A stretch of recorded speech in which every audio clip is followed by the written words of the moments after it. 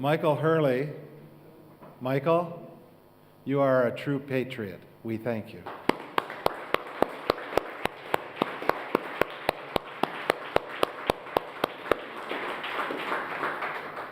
It takes real people to get the job done.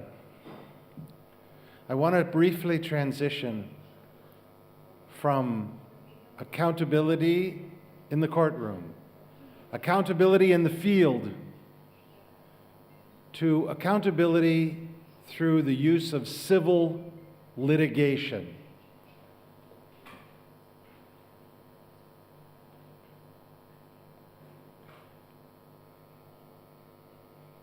Survivors of the Holocaust could not speak about their experiences, and they had no access to their homes, their family, their evidence. They didn't have the photograph of their grandmother's home that had a picture on the wall that they remember in their eye. They remember seeing, but which was now hanging in a museum. How would they get it back?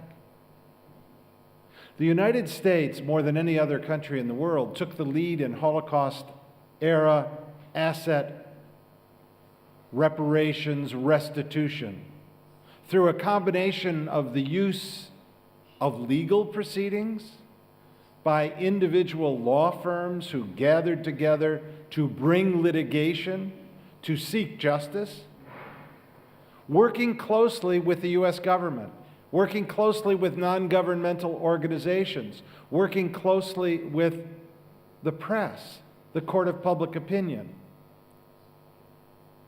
A series of cases were brought in different U.S. federal courts and also in U.S. state courts, attempting to seek justice through the court system. Cases against the Swiss banks, cases against those companies and countries that used forced and slave labor, cases against the insurance companies who sold policies but wouldn't pay on the policies because you couldn't prove that somebody was dead. You needed a death certificate. And how were you going to get a death certificate from Majdanek? Or how were you going to get a death certificate from Auschwitz? Who was to issue the certificate?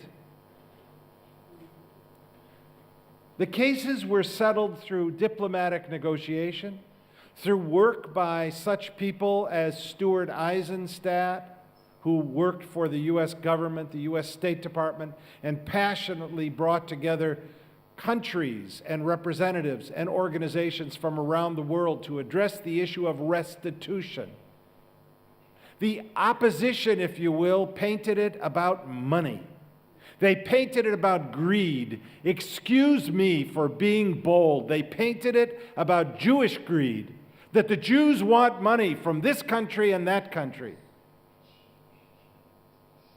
It wasn't about money. It was about justice. How do you replace a life? How do you weave back together the fiber and the fabric of the family and of a community? The millions lost of lives, not the billions of money. But some measure of accountability was achieved through the courts. In terror cases, like in hate cases, there's also been a wealth of civil litigation brought in U.S. district courts, those are federal courts, and U.S. state courts. People think it's about money. It is not about money. It is about seeking justice, seeking accountability.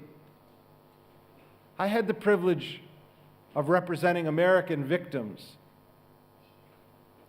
of Libyan terror and suing Libya and Syria for Abu Nidal acts of terror, hijackings, where the Americans and the Israelis were, after the hijacking plane landed, they were put into first class, And the Americans and the Israelis were separated. And other people are getting off the plane, one country at a time, getting their passports. And they call forward the first Israeli woman. She reaches for her passport and they put a bullet to her brain. And they shot every single American and Israeli. Some survived. We sued Libya. I found the Abu Nidal terrorist that was still alive, who actually pulled the trigger, sitting in a prison, and he agreed to see me. It was supposed to have been 18 minutes. 7 hours later, he agreed to give us a sworn affidavit that he was sponsored by Libya, trained by Syria. That affidavit, along with the affidavits of the Abu Nidal terrorists who committed the Rome and Vienna airport attacks at 9 o'clock in the morning, and 2 airports, Rome and Vienna, on the same day in December of 1985. Those 2 Abu Nidal terrorists spoke to us as well. They gave us sworn affidavits. We delivered those affidavits to the United States Department of State. They told us they were going to give them to Gaddafi, and they were going to tell Gaddafi Libya could not get off the State Department list of state sponsors of terror. Libya would not get off the State Department list of state sponsors of terror or have sanctions released and removed unless they accepted accountability. And indeed, Gaddafi wrote a check for $1.5 billion to settle all the claims of all American victims of Libyan terror.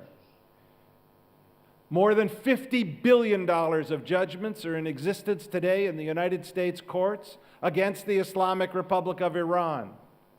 We're privileged to represent Marines blown up in Beirut on a peacekeeping mission, sponsored by Iran, committed by Hezbollah. The U.S. Supreme Court ordered the turnover of $1.9 billion of Iranian central bank funds to benefit the victims and their families. Judgments are held against Syria. Judgments have been sought or litigation pursued against banks for funding terror, some of which have been settled. In the 9/11 cases, it's now possible in the United States to sue for an act of international terror committed in the United States, not only for acts of international terror committed abroad. I conclude with this. We cannot be silent. We lawyers, if we have nothing else, we have our hearts. It doesn't matter how little we may have learned in law school. What matters is that we have the ability to make a difference. We have the ability to change in a legal venue. It requires, however, in my judgment, a confluence of effort. That we have the ability, a confluence of effort, working with the courts, working with the victims, working cooperatively with other lawyers, working with in my country, the State Department, working with intelligence officers, former intelligence officers to help gather the evidence, working with the court of public opinion, and sharing our hearts, our minds, our hands, our feet, our brains, and our love and compassion for justice with the world, because together, not only in the United States, but in every single court in every single country, you can see to it laws are created, cases are brought. You may lose this one or this one or this one, but every single one is an effort at seeking justice. And justice means accountability. On behalf of the March of the Living, on behalf of the Miller Center, on behalf of Rutgers Law School, On behalf of all of the organizations that are here, on behalf of the Bar Association, on behalf of all of those who care, I want to thank you for joining us as we now transition to the final session. It has been my privilege to be with you, and I thank you all for your service.